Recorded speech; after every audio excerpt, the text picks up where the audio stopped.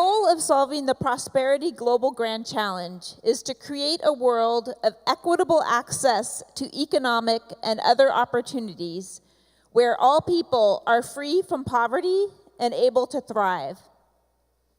10% of the world's population lives in extreme poverty on less than $1.90 per day. Another 2 billion people live on less than $3.10. Rising income inequality is a growing problem around the world, and everywhere there is a growing concern for technological unemployment. And yet, exponential technologies are also helping.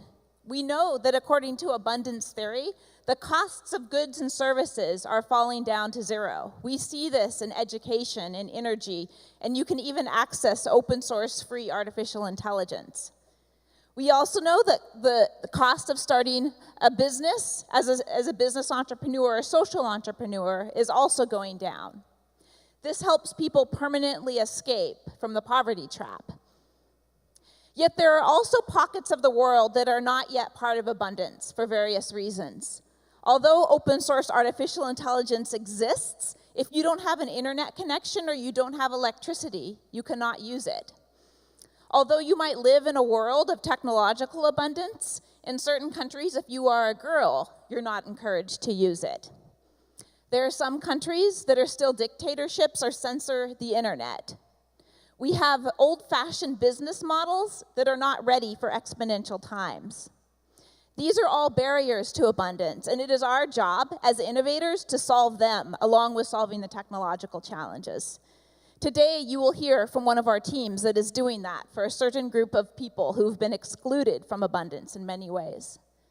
Before doing that, I would like to introduce our other judges. We have Rogerio Oliveira from Yunus Social Business. Thank you, Darlene. Good morning. My name is Rogerio. I work for an organization called Yunus Social Business. It's basically what we do. We help those crazy guys, those dreamers, social entrepreneurs to create business to solve problems. So money for us is just a tool. Our unique goal is to solve a social or any other kind of problem. This company was created by Muhammad Yunus. For someone who doesn't know him, he's a Nobel Peace Prize who basically developed two amazing kind of technologies over his life.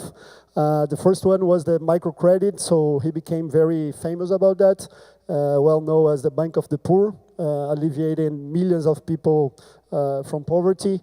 And after, he came up with this concept of social business, which is business to solve problems.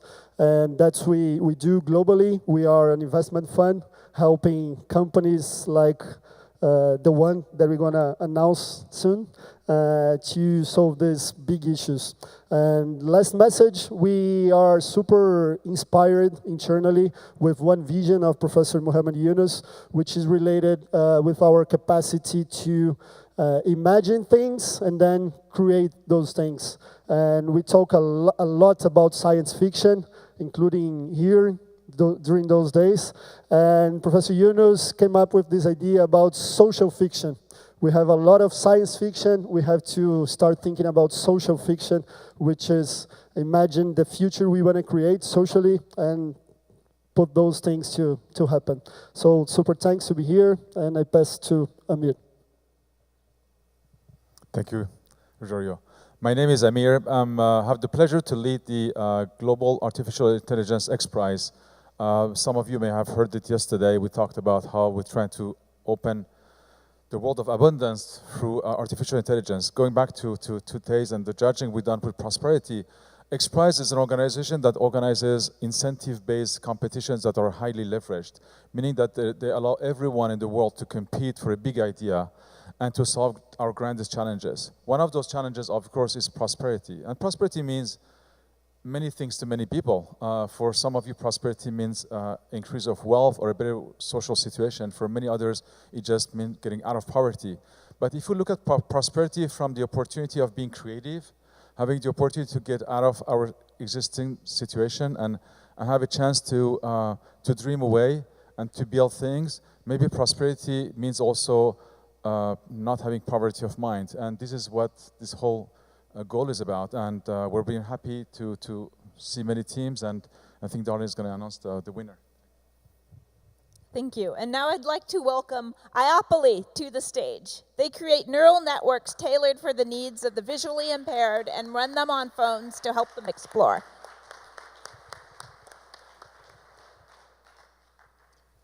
In 2016 today, there are 2.5 billion people with low vision. They need to wear glasses.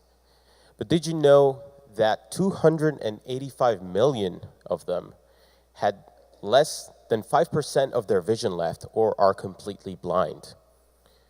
Moreover, the world population is aging, and the World Health Organization estimates that by 2030, the number of totally blind people is going to double.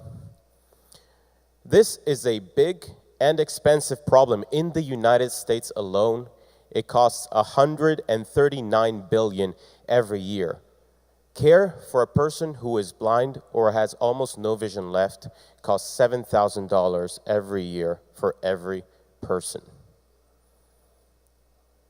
And what's worse, 90% of these are in relative poverty.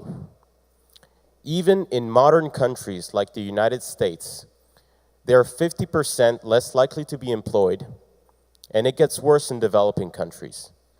They're unable to do the basic tasks that require recognition so that they can achieve employment in most of the jobs that we have in this modern world.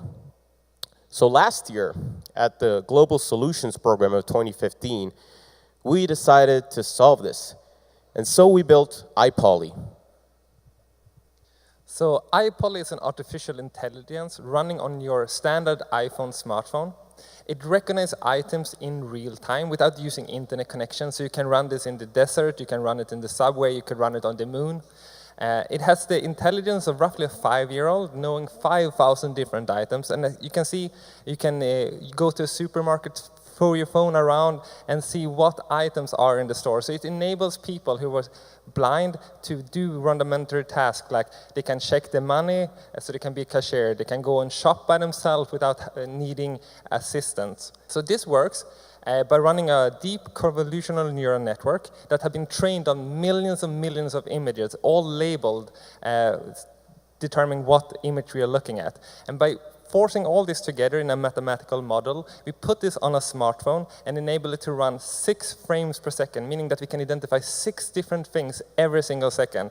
All other technology pushes this to the cloud and get the result back in like 1, 2, 3 seconds. But it has privacy concerns, it doesn't work everywhere, and it's much, much slower. But if you are blind, you don't really know where to aim your phone as well. So here you can just drag your phone around in a room and in real time hear what you're seeing. So basically, we have created a kind of superpower.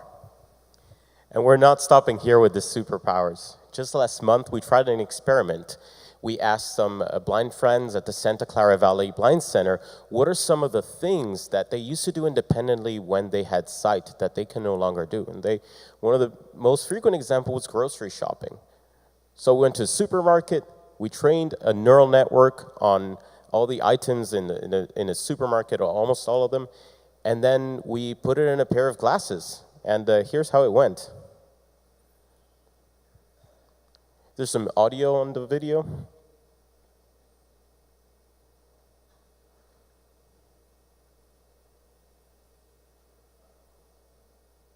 I guess we'll watch it without. They can hear in real time using jawbone conductive headphones that are conducting sound through their jawbone what the glasses are looking at. And this is Ernie over here who stopped by the flower stand, and after many years of not being able to do this activity, he could actually listen to the description of the items in front of him.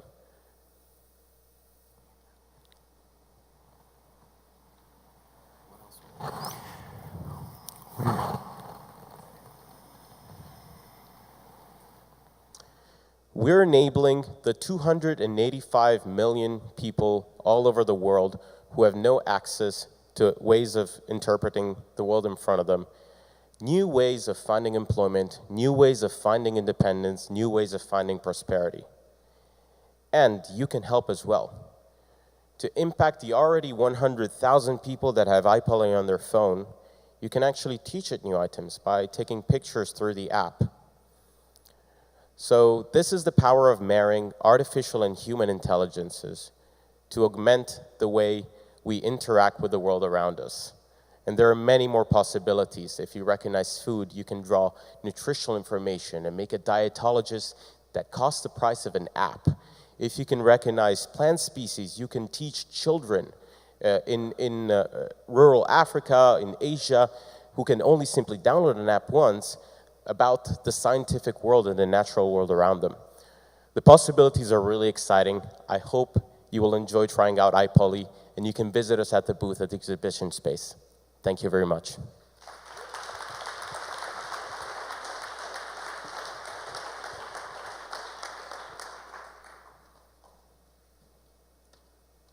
Congratulations. Congrats, guys. Cheers, thank you. There's a picture.